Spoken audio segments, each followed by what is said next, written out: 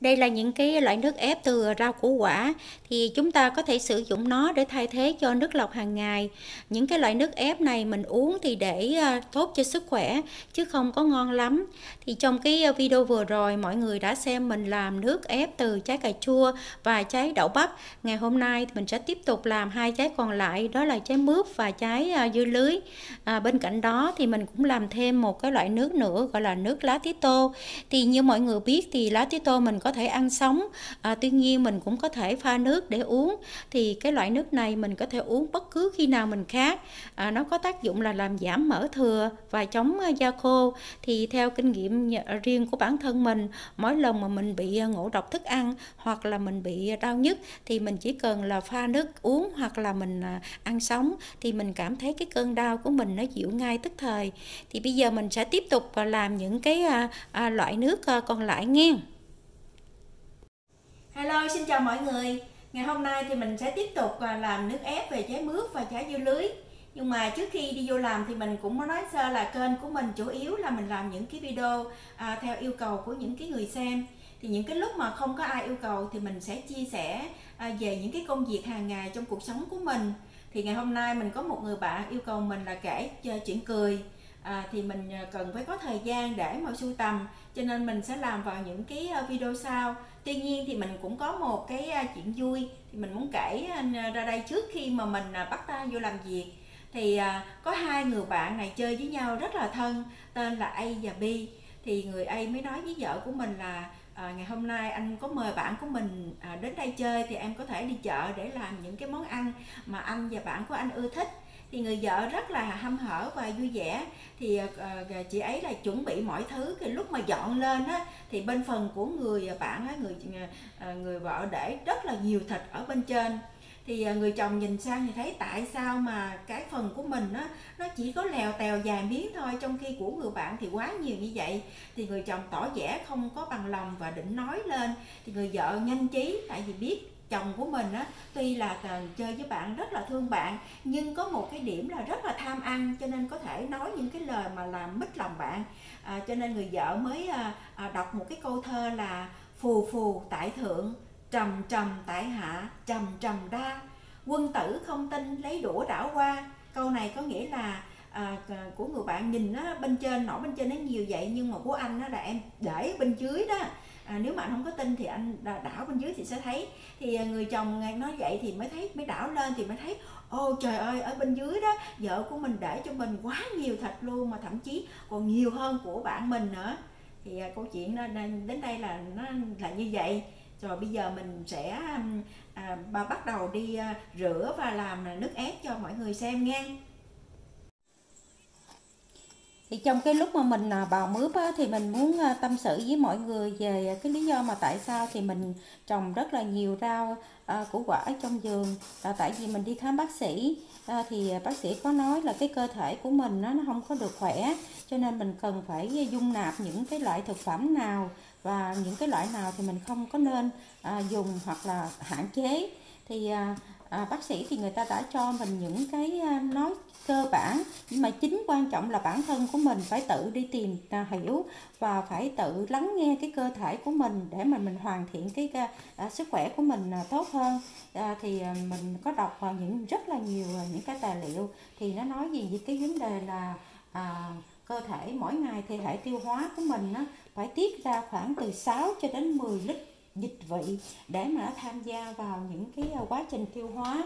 Thì cho nên mình cũng đâu có cần là mỗi ngày mình phải uống từ 6 cho tới 10 lít nước để mà nó chế tạo ra dịch vị. Thì tuy nhiên thì tại vì cái cơ thể của mình tự bản thân nó cũng đã hấp thu những cái phần nước để dành từ trong cơ thể của mình. Thì tuy nhiên mình cũng phải giúp đỡ nó bằng cách một ngày mình cũng phải uống vào từ tối thiểu là 2 lít nước. Nhưng mà mình thấy thì có nhiều người thì uống chỉ khoảng 1 lít hoặc là thậm chí có chừng nửa lít nước. Như vậy thì mình cảm thấy rất là vô lý. Thì tại sao mình không có chịu mà cung cấp nước cho cơ thể. Bởi vì chúng ta hay thường nghe nói cái vấn đề là thanh lọc cơ thể, thì mình nghĩ là thanh lọc cơ thể chẳng qua là cái vấn đề mình bổ sung nước vào trong cái cơ thể của mình, thì bằng cái nhiều hình thức như là nước lọc, hoặc là những cái loại nước như là nước ép trái cây, hay là nước ép rau củ quả, cho nó đa dạng để mà có thể góp phần vào cái vấn đề mà làm cho cơ thể của mình được trong sạch. Rồi bây giờ sau khi mà mình đã rửa sạch sẽ thì mình sẽ xắt mỏng mỏng như vậy nè mọi người. Cái lý do mà mình xắt mỏng như vậy đó để cho nó tươm nước ra rất là nhanh, mà mình không có cần phải nấu nó lâu nhiều á, sợ nó mất đi chất dinh dưỡng đó, cho nên mình bào mỏng nó như vậy. Rồi bây giờ sau khi mà mình đã xắt xong rồi mọi người, thì mình sẽ đổ nước vô, nhưng mà mình không có cần phải đổ nước nhiều đâu. Mình đổ vô khoảng một tí xíu như vậy là đủ rồi nha mọi người. Rồi bây giờ mình sẽ đem đi nấu nghe. Thì mình sẽ để cái nước, cái nhiệt độ không có được bên dưới cái nhiệt độ cao. Cái lý do mà mình đậy nắp á, thì để cho cái hơi nước á, nó sẽ giữ ở bên trong, và nước nó sẽ tươm ra từ trong cái trái mướp này nó rất là nhanh. Bây giờ nó đã sôi lên thì mình sẽ vớt những cái bọt này ra, sau đó mình sẽ tắt bếp. Coi như nó rất là nhanh, chỉ trong vòng từ 1 tới 2 phút thôi. Khi mà nó sôi lên rồi thì mình không có cần phải đun thêm, mình chỉ cần vớt bọt, sau đó mình sẽ đậy nắp lại. Khi mà mình đậy nắp lại thì khoảng chừng 2 phút sau thì nước nó tự động nó sẽ tươm ra nhiều thêm, chứ mình không có cần phải đun tiếp. Bây giờ sau khoảng 1 đến 2 phút thì mình lấy nó ra. Thì mọi người thấy nước nó tươm ra từ trong cái trái mướp này rất là nhiều luôn á. Lúc đầu mình chỉ bỏ chút xíu nước thôi. Thì bây giờ mình sẽ ép lấy nước nha.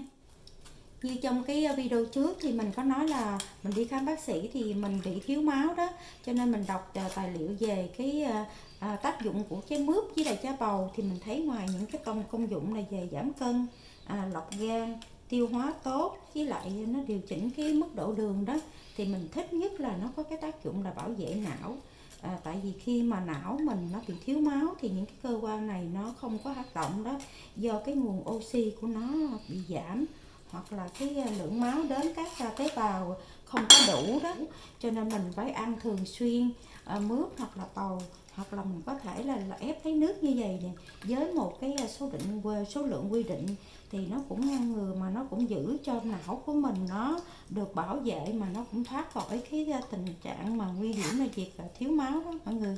Thì nhiều cái nước ở trên thế giới người ta đã dùng những cái hột bầu với là hột mướp, người ta nghiên cứu thì người ta thấy trong đây nó có những cái chất mà chống viêm rất là tốt, cho nên người ta có những cái công trình mà nó nghiên cứu từ những cái hột bầu, hột mướp để mà nó chiết xuất ra những cái dược phẩm mà để chống viêm đó mọi người, rất là tốt.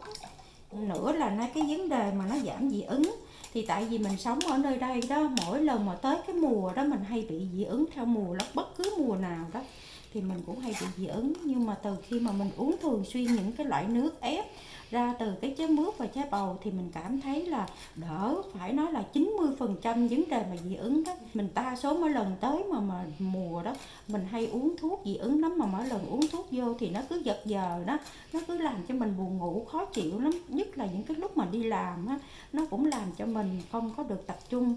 Nhưng mà từ khi mà mình bắt đầu trồng á, rồi mình uống những thuốc này thì mình thấy mình không có còn bị dị ứng nữa, thì rất là tốt.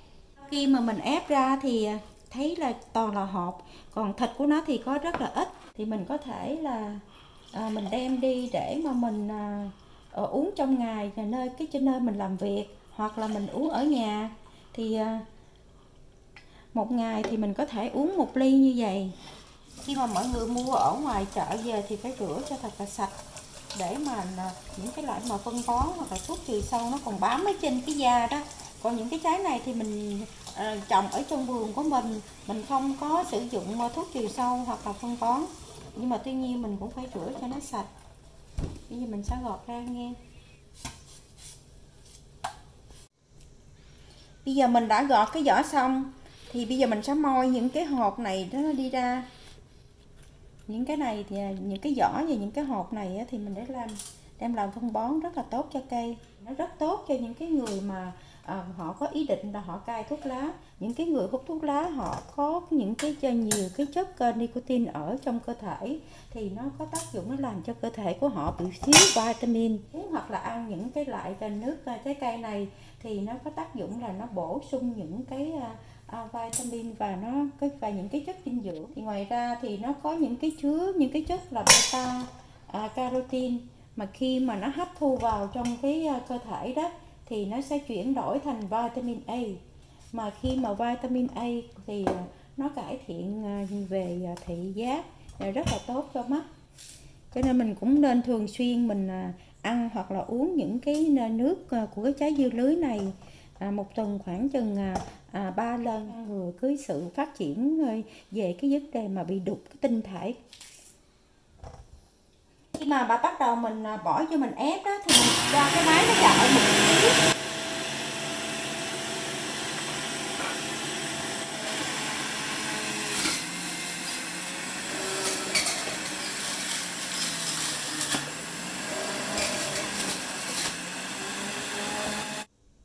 Còn đây là rau tía tô.